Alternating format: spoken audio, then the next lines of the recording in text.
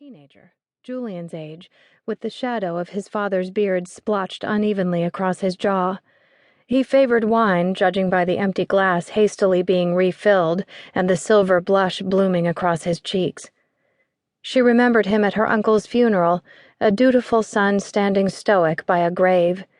Now he grinned easily, trading jokes with his mother. His eyes caught hers for a moment, glancing over Queen Annabel's shoulder to lock onto the Jacos girl in an old dress. He nodded quickly, acknowledging her stare, before returning to his antics and his wine. "I can't believe she allows it," said a voice across the table. Corianne turned to find Alara Mirandus also staring at the royals, her keen and angled eyes narrowed in distaste. Like her parents, Alara's outfit sparkled, dark blue silk and studded white gems, though she wore a wrapped blouse with slashed cape sleeves instead of a gown. Her hair was long, violently straight, falling in an ash curtain of blonde over one shoulder, revealing an ear studded with crystal brilliance. The rest of her was just as meticulously perfect. Long dark lashes, skin more pale and flawless than porcelain, with the grace of something polished and pruned into court perfection. Already self-conscious, Corianne tugged at the golden sash around her waist.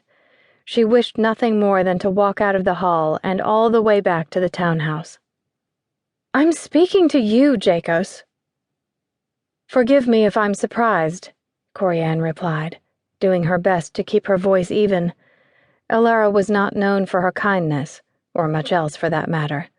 Despite being the daughter of a ruling lord, Corianne realized she knew little of the Whisper Girl. "What are you talking about?" Alara rolled bright blue eyes with the grace of a swan. "The Queen, of course. I don't know how she stands to share a table with her husband's whore, much less his family. It's an insult, plain as day." Again, Corianne glanced at Prince Robert. His presence seemed to soothe the king, and if the Queen truly minded, she didn't show it. As she watched, all three crowned royals were whispering together in gentle conversation, but the crown prince and his wineglass were gone. "I wouldn't allow it," Alara continued, pushing her plate away. It was empty, eaten clean. At least she has spine enough to eat her food. "And it would be my house sitting up there, not his. It's the Queen's right, and no one else's." "So she'll be competing in Queen's trial, then." "Of course I will." Fear snapped through Corianne, chilling her. "Did she?" "Yes." A wicked smile spread across Alara's face. It burned something in Corianne, and she nearly fell back in shock. She felt nothing, not even a brush inside her head, no indication that Alara was listening to her thoughts. She sputtered. "Excuse me." Her legs felt foreign as she stood, wobbly from sitting through 13 courses, but still under her own power, thankfully. Blank, blank, blank, blank, she thought, picturing white walls and white paper and white nothing in her head.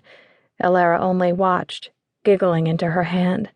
"Cori," she heard Julian say, but he didn't stop her.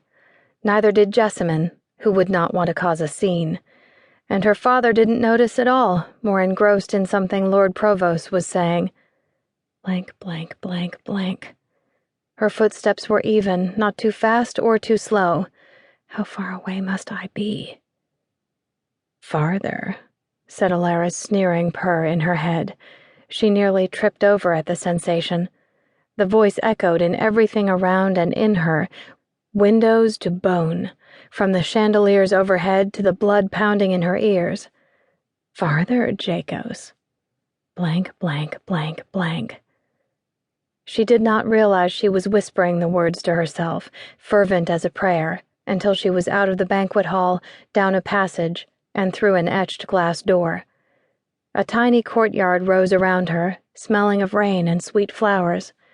Blank, blank, blank, blank, she mumbled once more, moving deeper into the garden. Magnolia trees twisted in an arch, forming a crown of white blossoms and rich green leaves. It was barely raining anymore, and she moved closer.